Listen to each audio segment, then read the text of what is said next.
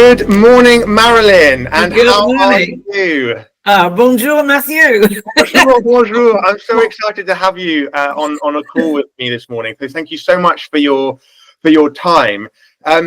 We've got Marilyn Hawes here, and I'm just going to let you do your introduction because I think you'll probably do it much more service than I will. So, Marilyn, why don't you just introduce yourself just very, very briefly to us?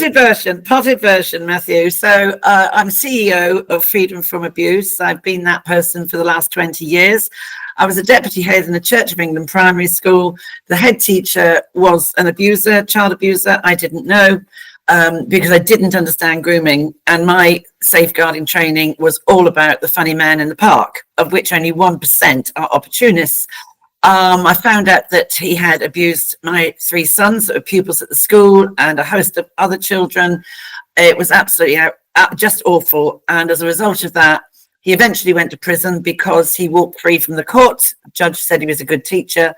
And then later on in life, I found that 2 of my elder boys' friends had taken their own life because of the abuse suffered. And then I thought, well, I don't understand why people do this. So I started going into prisons, and that happened right up until before lockdown. People would see me a lot on Sky News or BBC and say, can I talk to you? So in I would go, and that's the way you learn. That's real safeguarding. Let's look at the problem. Where does it start? And it's amazing what they tell you and when they start. And they all said, loads of them all started fiddling between the age of 10 and 11. So you're looking at year 5 and 6, overly sexualized behaviors that are so often written off by child's play. No, they're not. It's not child's play. And every one of them I met had a terrible first early years with parenting, and no one's born to abuse. That I absolutely know. Nobody is born to abuse. It is created through the poor parenting, and that's a fact. And the trauma in those early years isn't identified. And I'm not making excuses because 3 of my boys were abused, but I've given my life for 20 years to trying to prevent, and we have saved children, and we have, by our training, people have gone to prison. So that's a real coup. Yeah, it's incredible. But that's where they belong. Yeah, you have done incredible work. And of course, I came to know you because you were in a BBC News article alongside the president of the Tutors Association about a particular case of abuse.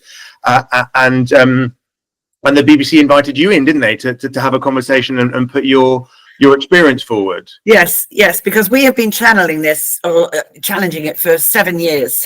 And Neil Skilly, who is a friend of mine, who was at the time the CEO of the Independent Schools Association, we got on very well together. And he and I went to see then Ed Timpson, who was then the children's minister, absolutely useless, who didn't even understand what a tutor was. So, that went down like a lead balloon with me. Yeah. So I said, for a bright man, you're incredibly dim.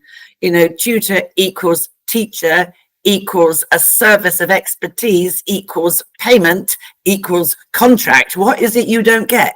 Yeah, of course. And that should have been closed down 7 years ago. It is a gaping hole. People that are in prison can change their name in prison for £40, come out with a different name. Yeah. They get lost in the system if they don't, when they've come out of prison, if they don't rock up to see their probation officer, they can move counties and just use a different name. The tricks they play are enormous. Now, I was a music teacher, and music, sport, drama, dance, and tuition generally, because you've got the one-to-one. It is high risk. It really is high risk, and I think the actual tutors need to be protected. So I ended up going round with the Lawn Tennis Association for a whole year, all over the UK, training 4,000 sports coaches, because not everybody. You see, you don't have to have a DBS, and that's the big gap as well, that even if it's not legal, then an enhanced DBS should happen. I know it's only a snapshot in time, but if you had allegations, if you had anything like cautions, anything like that, it will come up on an enhanced DBS. Now, if you've got that, and you know you're going to have an enhanced DBS, even though it's not law, then you're going to back off. Yeah, of course you are. Of course you are. And it's really interesting that, you know, we are having conversations about tightening safer recruitment, about safeguarding in general. And the conversation is still sort of, I think, a little bit stuck around having enhanced DBS. And I was having a conversation with John Nichols, the president of the Tutors Association, who was saying to me that is the bare minimum standard. And it is, because as we were explaining before the call, Capital Tuition Group, which is my tuition company, became an approved tuition partner under the National Tutoring Programme. And in order to be approved, the safer recruitment protocols that we had to have in place were absolutely enormously high, way higher than I'd ever even imagined were possible. And, you know, and that includes teacher prohibition checks, online checks, children's barred listings checks, like so much. Yeah. I think we industry professionals aren't even aware about already. And it's not through lack of desire, it's through lack of time, through lack of know-how, through lack of, you know, money, resources. And I say that because we were a company. I thought my safer recruitment practices were pretty on board. I was, you know, in teaching for many years, and I was like, well, they just need to have a DBS, and they need to obviously. Well, of course, at the time it used to be sub 3 years. You know, if it was within 3 years, it was fine. No, it needs to happen every year. Every year it needs to happen. I have mine updated every year. Are you on the update service? Yes, I am. Yeah, I am. And I think that's the best way to do it. You should be doing that every year, and also doing safer recruitment as well. I think if you are employing or taking on anyone who's been in this country less than 5 years, then you really should go to the embassy, because we in America are very, very hot on background checks. But say you're coming, and I'm just randomly picking a country, okay? But Europe, say, right? Europe. Let's choose Poland, just for the sake of an argument. They will only come with a letter of sort of just a letter saying, well, yeah, everything's fine. There's no real background check like we do. So it makes common sense to go to the embassy and say, you know, this person's been in this country 3 years. Why do I say that? Because if there's a report, it takes about that length of time for a police investigation to go on, for it then to get to the court. So if it was anything less than 5 years, it would have happened. But also, you know, say if I was a child abuser and I thought, you know, I mean, 65% of child abusers are known to have chosen their career by the age of 16 to put themselves in the front line. If you want to abuse children, you are going to work with them. It isn't rocket science. You know, you're going to be the pediatrician. You're going to be, you know, teachers don't become pedophiles.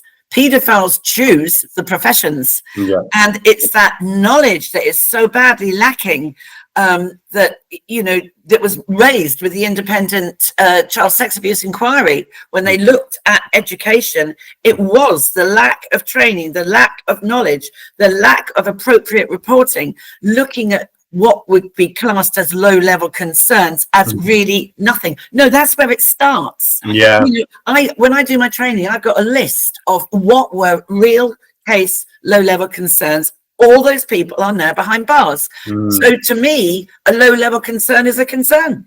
And you must push it into the DSLs, the designated safeguarding leads. They are the people that have got the onerous job of doing the checks. And another thing I say to people is, you see something weird, you don't think it feels right, don't question that person. It's not your job. You take it to the safeguarding people, because if you cross a narcissist and an abuser, they are all narcissistic, you will find yourself at the wrong end of the shark, and you will be gaslighted. You will be closed down. You will be told a pack of lies or whatever to shut you up. And I have got plenty of examples, case studies, where that has happened. It even happened to you, didn't it? It happened to me. It happened to our school secretary. When she introduced, went to the head teacher and said, you know, the abusive head teacher, we have an open school door policy here, Mr. Carney. Why have you shut the door when there's 3 boys in the office? And he immediately humiliated her and said, "You are only the school secretary, Mrs. Gillett. Would you please go and, look after the school inhalers for break time and type your letters," in front of 3 Year 6 boys. She never came to me. I was her best friend and the designating safeguarding lead and the deputy head. She never mentioned it because she had been embarrassed. And that's what they do. That's what they do. They are very, very clever clever, smart, evil, whatever you want to call it. But they are slick operators. So looking at the tuition sector then, we know that one-to-one happens. Sometimes it's one to small groups. A lot of it's gone online now. So where do you see safer recruitment? Where do you see the importance of safer recruitment? If I'm a tutoring company, if I'm the CEO of a tutoring company, and my job is to send out dozens and dozens of tutors, either in person or online, to these families who are requesting tutors, what's the big concern? What's the big Well, I honestly think, because when I was a private tutor before I got into the actual education stream. I was a private tutor, and it's nonsense that you can't get a DBS. Yes, you can. Even if you're a random one, even if you're not part of your tutoring organisation, you can. I got mine through the musicians union. You can, and it's nonsense where they are saying on BBC that this person's saying they couldn't get one. Yes, they can. You can do it, and you can. With but for anybody who is listening, who is a tutor, you are able to get a DBS through the Tutors Association. Absolutely right. Yes, and you would insist on it, and quite right, and you will insist on an enhanced one, quite right. You are going the extra mile plus than the law requires, but that is how you stay. But if I was the tutor now, what I used to do was in my own home. If it was in my own home for music, I always asked a parent to sit in. Because to me, number one, it helps them understand what I am trying to do. Number two, they hear if their child hasn't practiced or whatever it is. Now, I would worry about the tutor that says, "Oh, I'm sorry, no, you can't come in. This is a distraction." No, it's not. If the parent is sat there reading a book, doing the crossword of the newspaper, quietly listening, why is that a distraction? So you've got to ask yourself, the tutors need to make sure that they are protecting themselves as best they can. And because it is a very risky business where allegations can be made, it could be that, because I have this thing with the sports coaches. So if you're a sports coach, a teenage girl or young teenage boy, adolescence, early adolescence, gets a crush on you and starts hitting on you, flirting with you. You don't deal with it. You tell the welfare officer of the sports club, and they deal with the parent who says, "Your daughter, your son, you're going to go down a very slippery route if you start saying something to the child, because that could be misinterpreted." It could be misinterpreted. It's not our job. Our job is to teach and look after ourselves and the tutor. And I think I really do feel strongly about that. I mean, when I was a Perry going into schools, I would always have the door open, always. Because I was about to say that actually, in an ideal world, you've got a tutor goes into a family home or does it online, and you've got the parent present or you've got the guardian present. Realistically, that's never going to happen 100% of the time. In fact, it's probably going to only happen a fraction of the time. For a variety of reasons. People are busy, people are, the kids doesn't want it, even the tutors don't want it, and I can understand that as well. So with that kind of the not able to be present all the time, what's the solution? Well, I don't think there is one. No. Because if the parent's not going to be there, other than wearing a body camera, where like the police do, but then that's sort of creepy, because who are you going to give? You're going to hand your body camera into your organisation after every, there isn't a solution. Really, there isn't. The solution is understanding grooming, understanding that a colleague of yours who may be another tutor may, you cannot put a price on your instinct, that feeling. You just can't put a price on it. That's why through my setup that I do, I literally groom a 4-foot teddy bear to take you into the experience. Oh, that's how it works. And we have had people, even social workers, walk out of a room and go, I've got to go because I've just realized what that father's doing. And you cannot put a price on lived experience. I watched a paedophile at play for 17 years as a colleague and a friend and a churchgoer. Yeah. And I always thought, weird, what's that? But I never understood what it really was, because I went on the safeguarding courses with this creep. And I said, do you know what? If anyone did that to my kids, I'd kill them. And what does he say? Quite right, they're evil. Well, yeah. They are so plausible. They're in such strong denial, absolute denial. Yeah. And they will deflect or they'll close you down. And, you know, very, very, they are A-star people watchers. They absolutely, their aim is not to get caught, of course. Yeah. So they will try and blag it as best they can. I find it, because I always wanted to be in the police and my dad wouldn't let me. So for me, I find the forensic sociology aspect of this, a forensic, the mind, criminal mind, I find it fascinating. Why am I not one? And why is this person one? Why is it? I don't judge. I don't judge. I had a good childhood. So, I mean, some people will have a horrible childhood, but they have a higher emotional intelligence that they work it through. They know, I mean, none of my boys would ever abuse anyone. And it is a myth that if you've been sexually abused, you are going to go on and be a sexual abuser. Wrong. Only 1 in 8 are. And that comes from the Institute of Health. So the other 7 out of 8 have had a vast array of adverse childhood experiences that caused the disruption and re-engineering of the brain, if you like, because cortisol spikes and it breaks neural pathways, and that changes the landscape of the brain, and then that changes behaviors, and it's understanding what those behaviors are. And until people grasp this and understand it, our training is different to anyone else. I challenge anyone that has actually been in a school, watched it happen, and has come out and turned it into something that I've done, where we get results. When we work with the Lawn Tennis Association, the referrals went up 50%. Oh, wow. And 20% of those ended up in court. Oh, really? Yeah. Enormous uptake. Enormous. So that's definitely, your work there definitely is producing results and raising awareness and raising just increasing the levels of. I had a message. I had a letter from a prisoner, and obviously that, you know, it goes through the governor, who obviously or let that go. And this prisoner had seen me on TV, and said, "Oh my word, you absolutely get it. How frightening for people like me. What you said is 100% how we do it." Wow.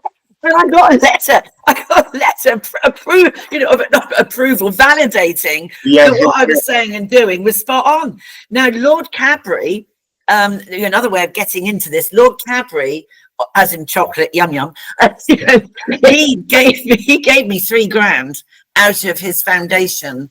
And I have produced, looking a lot younger than I am now with different hair color.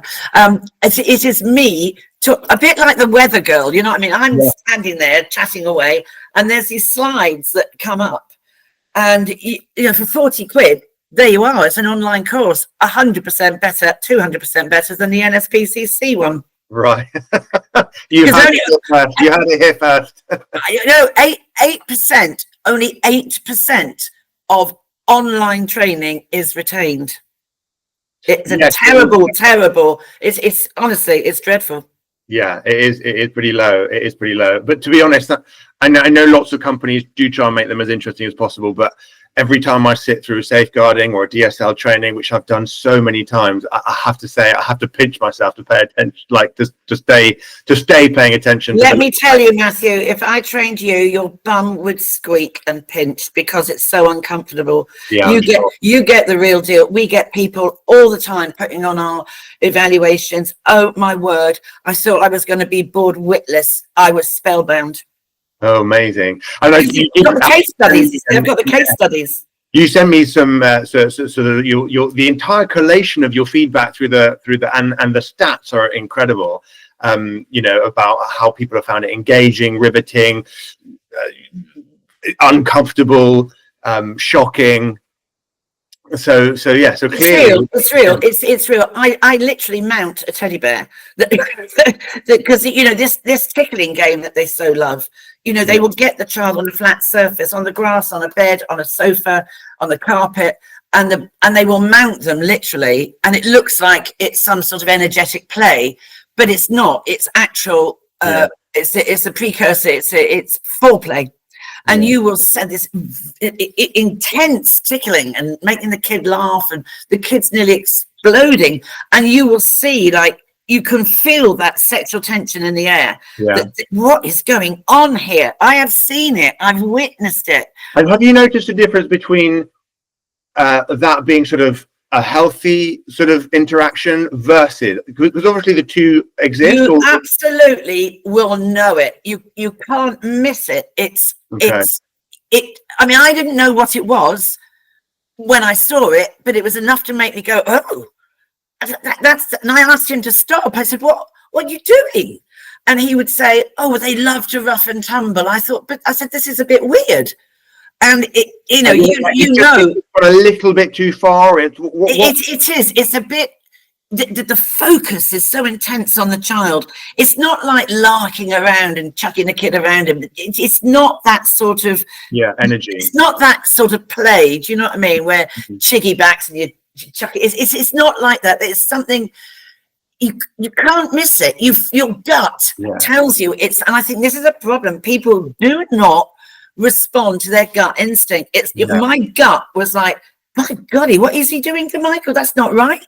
But I didn't know what it was that made it wrong, because I now do. I did try and stop it. And I had got divorced. So he said, oh, the boys miss being larking around with a man. You got all the answers there. They've got all the answers there. Yeah. And if you look up the case study of Barry Burnell, who was the football coach, you remember, that flagged up all the stuff with the Premier. I was actually supporting 3 of those men. And they all said the same thing. He did these tickling games. It is part of their drop-down box of activities. Okay. You will know. You would know. My son, Mike, he actually went to, he was at a church fete, funnily enough, about 5 years ago. And he saw this little girl on the grass with this guy doing this. And he said to his wife, oh, my God, I'm not happy with this. And he went and found the mother. And he said, sorry, I'm ever so sorry. I think I'm weird, but is that your daughter there? And the lady said, yes. Who's the man? My new boyfriend. And he said, I'm telling you, he's up to no good. I've been sexually abused, and that happened to me. There it was, plain sight. It's all about plain sight. Who's going to see? Who's going to stop? Who's going to, they like to play the audience to see who's on their case. And they also get a little bit of a turn on that I know what I'm doing and you don't.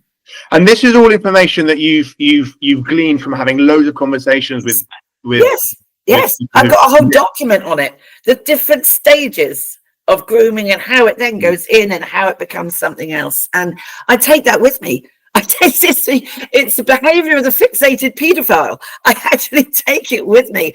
And it was written by the Lucy Faithful Foundation, who deal with them. They deal with child abusers. Yeah. And I take it into the prison. I go, right, there it is. Read that, please. And tell me if there's any deviation from that. And if it's something, and if you start trying to groom me, humiliate me or anything, there's a little button here. And I'm going to press it and you're going back to your cell. So we can either play ball where I want to learn. Yes. And I'm hoping you'll go with that, because you can't shut them up. They love to talk about it. So listen, Marilyn, you obviously a parent, and this horrendous thing happened to your children. I'm so sorry. Advice then for parents who are thinking about having tuition, knowing full well that they might be coming into the home, knowing full well they won't necessarily be able to be present at every moment of the lesson, knowing full well that it might also be online. Two-part question, I suppose. What should they be looking out for?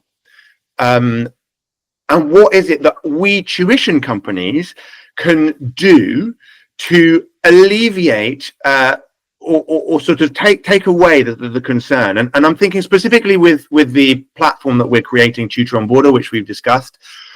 To what extent will that alleviate? I think also though, I always had people sitting. I never had anyone that said they didn't want to. So, and I was going through, I had about 40 children a week I was training, right? And they all went along with that. I think if you're also, say you're doing sports or something like that, you make absolutely sure that you're on time, that, you know, that when there's the gap of opportunity, that's when they will think, oh, this person always always comes late. Interesting. There's the moment of opportunity and weakness and vulnerability. They are looking for those gaps. They are looking for that. You know, I would want to know, I would be asking questions. All right, so you've got the enhanced DBS, but I would also want to know, were there any gaps in this person's teaching? You know, how much upskilling have they done? I mean, you know, that is the risk of you know, freelance tutors, is that you are not subjected to the same rules and regs as if you are an employed teacher. So I would want to know, when did they last upskill? Can I see their qualifications, please? Because you don't know. You have absolutely no way of knowing. And, you know, and I always think children talk in the car, you know, they're trapped, aren't they? And I would always say, so how was it? Everything okay? Do you know when I was a music teacher in a school? And I know it's different for freelance ones, but I would actually have a workshop with parents. And to say, look, I can't say to a child, oh, here's a cello, sit in the chair, so you get the bow, and you know, you get, I'm going to have to place your child. I'm going to have to, you know, and always, even with the piano, you have to back straight, hands like this, but you just don't go in and touch. You have to say, is it okay? Because that person may be triggered. Say they might be 9 years old, but they don't know. Their father may have abused them, or their mama. You don't know. You know, is it okay that I move you? You should always front it with that. And then with these workshops, and I used to do it as a deputy head, I would do it for the music, for sport and drama. We would have an evening where, can you explain as the rugby coach what you need to do? So the child doesn't go home and say, Mr. Smith, touch me. You know, this is what I need to do. And anything, I need to help position the cello and the bow and all of that. I don't need to sit the kid on my lap. You know, there are professional boundaries. But if it was me now, I would be checking. I want to see your CV. I want to check and where do you go? Do you go? What's the latest? You know, especially with maths. You know, does that maths tutor or the academic? I mean, music is academic, for goodness sake. But you know, say it's maths, English, a language, whatever. You know, does the tutor liaise with the school? Is what you are teaching in line? Because otherwise that child's going to get confused. If you've got different ways of dealing with maths, because maybe you haven't upskilled for the last 6 years, you know, how are they teaching it now in school? I mean, I've got 2 sons with first class honours maths degrees. They've both got kids now and they can't do the maths. No. I stopped tutoring maths a long time ago because I was like, they changed maths. I don't know. They can't. And both of them are actuaries, but they can't do the primary school maths. So, you know, I mean, and I think there's all this, you know, pinning things down. And I think the parents just assume tutor, and they assume everything. Yeah, I think you're right. John Nichols mentioned something very similar, that there seems to be some sort of legitimacy just by putting your services as a tutor. Absolutely right. On a group or on a Facebook group or whatever it might be. But they don't step outside of it and say, hang on a minute, this is someone's house that I am letting my child just go into randomly. Now, would you do that if you were walking down the street on your average day? No. But because it's got tutor over it, you are assuming so much. And parents, I don't know what's happening to parents these days. They just don't step up like they used to. They really don't. It's everybody else's job. I'm not saying all parents, that's ridiculous, but a large and you find schools say it all the time. You offer some sort of training to parents, you offer some information sessions, and they don't turn up, even online. Whose job is it then?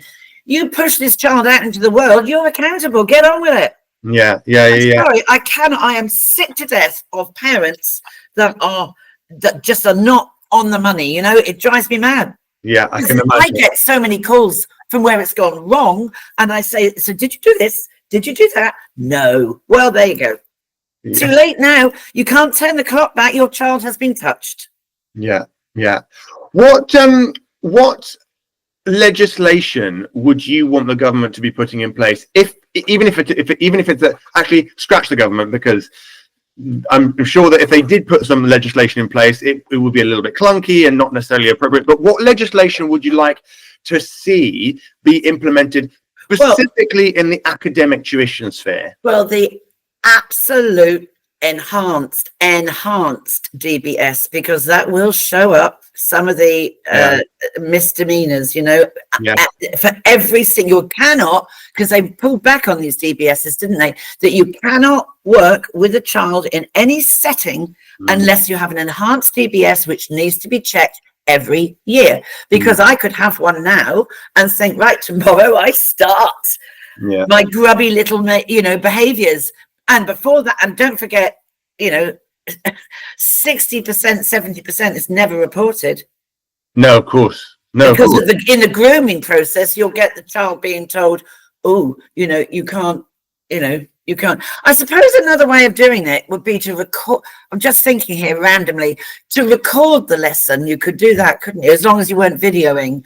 You could record. Well, a lot of online platforms do actually record. So, and I know that lots of tutoring there are lots of online tuition platforms through which the tuition actually takes place that have been developed, where recording is an inherent part of it. There are then huge concerns, which I'm very unfamiliar with, about who owns that footage, where is it stored, how long is it stored for? Exactly right. You know, what are the rights of access to it, etc. Exactly. You've got all the GDPR stuff, and I think when the we have this with photographs on the school websites. Oh dear.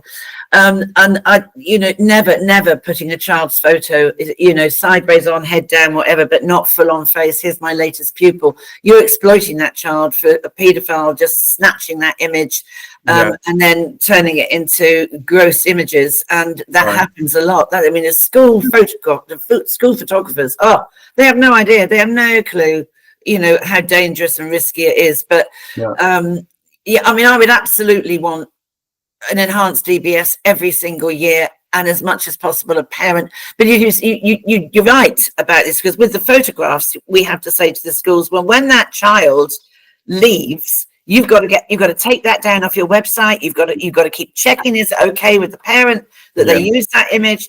You know, is the child okay with it? Realm, it's a massive GDPR, huge problem. Which I'm not, you know, I'm not across entirely, but one of the things that the Tutors Association does is that it's just launched a new service whereby if you have an enhanced DBS and you're on the update service with them, actually the Tutors Association will run it every day. Oh, brilliant! And so that's something that we're really sure. Oh wow, that's awesome. And at the moment, the Tutors Association and TutorOnboarder, we're sort of having conversation, or at the initial stages of having conversations about how we can collaborate together, such that the system that TutorOnboarder will be able to do can integrate with what the Tutors Association would like as a minimum standard. So these things are sort of, but they're slow. And of course, one of the things about the tuition sector is that there are no legal obligations to be part of the Tutors Association. There are no legal obligations to have a DBS, and you know, TutorOnboarder will have so many more checks in place, so that at least at the beginning, what you've done is you've done absolutely every single check that you can do, because fundamentally, when you have sent a tutor off as a tutoring company to go and deliver some tuition, whether it be online, whether it be in person, whether it be from a year one to, you know, key stage one, all the way up through to A level, you have very little visibility or control, or it's going to be very difficult to monitor any behavior. Absolutely. You've always got that element of risk, and nothing is 100% guaranteed, is it? They if they're intent, they will find a way. They will find a way. And sometimes they like the challenge. They quite like the challenge. I mean, it is a very strange mindset that they have. But I think you're doing a great job with what you're doing. Actually, I really do. I think you're going the extra mile and back again and trying to nail it down and pin it down as best you possibly can. But the government I just pull my hair out over them. I really do. I think AI might be, because a way forward. I think that really does. I know some police constabularies now are using AI to keep a check on vile child abusive images, and their AI is doing it at 3 times the speed. Wow. So that is really painful. I don't know whether it's Manchester or Birmingham. Some constabulary is doing it. I think it was up north, and how it had really cut down the time of looking. The AI so whilst AI is brilliant, I mean, there's also the bad side of it, that kids are making all sorts of awful stuff on it. But like everything that's good, there's always going to be somebody that wants to everything double-edged, isn't it? Double-edged sword. Are you part of the out of school setting steering group then, the DfE's out of school? No, is it something that you would be part of, or is that? I'd like to be part. I'm very outspoken, and I think I'm not woke, and I don't believe in woke, and I don't believe in staying silent. I've done this for 20 odd years. I know it inside out and upside down, and I know when people are don't have the passion. I mean, if you don't have the passion when you're working with children to do the best you possibly can do, then would you please give up and do something else? Because children deserve, it is the mantra of UNICEF, every child's human right is to stay safe from harm, and the only people who can help with that is us as adults. So child abuse is commonplace. It's a pandemic.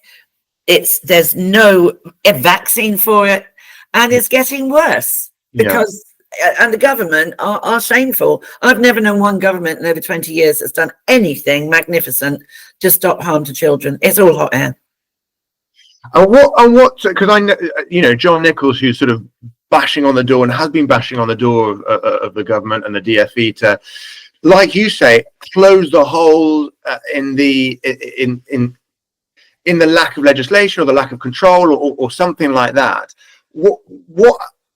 What's the solution then? Because I'll give you an example. We're trying to get access to, or an easier way of access to be able to, through TutorOnboarder, complete teacher prohibition checks, right? Yeah. Now, that was something that was mandated to us at Capital Tuition Group to be able to put in place. All of our tutors had to be teacher prohibition checked before I was allowed to send my tutors into schools under the National Tutoring Programme. Fine, okay, I get it, right, we'll do it, Now, under that, we had access to a database, but the National Tutoring Programme has finished now. So I've written to the Children's Commissioner, and we've also written to the DfE to say, would it be possible, please, to have, or can we be approved, can we get on the list of companies and organisations who are allowed to run teacher prohibition checks, please? Off goes the email. We get a reply nearly 2.5 weeks later, or whatever it was, saying, oh no, because you are a tutoring organisation or you service the tutoring sector, the role of tutor does not meet the required standards or meet the required threshold of teaching activity. Can you believe that? Well, I can believe any garbage that comes out of their mouth. I mean, honestly, you normally get, when I get letters back from them, it's normally 2 sides of A4. I just chuck it away because it's a load of gobbledygook. It's just a load of nonsense trying to justify their appalling position. They don't want change. They're not interested in changing the status quo. I have been to the DfE. I trained 10 people on my courses, and I pushed and pushed, because I used to get on very, very well with Tim Loughton, who was the Children's Commissioner. He was superb. And then, of course, when you're good in government, you're moved on, aren't you? That's the name of the game, because you just sort of like embarrass somebody else. But Tim Loughton was amazing. And he got me into the DfE, and they went, oh, this is amazing. This training is amazing. And then nothing happened. And it's the senior management that's the problem. I mean, I was asked to go and help with Ampleforth College, and we turned that around, and it's still open now. But, they want you when they want you. But apart from that, they're not. They asked me to train them. I trained them on an online course with all the top brass. But and still they haven't changed anything. So, I think they should be insisting that all your tutors are have to be trained in some way on safeguarding. Why wouldn't you?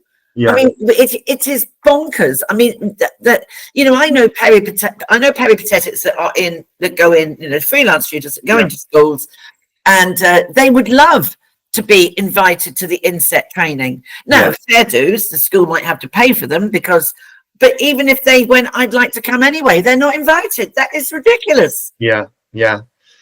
Well, there'll be some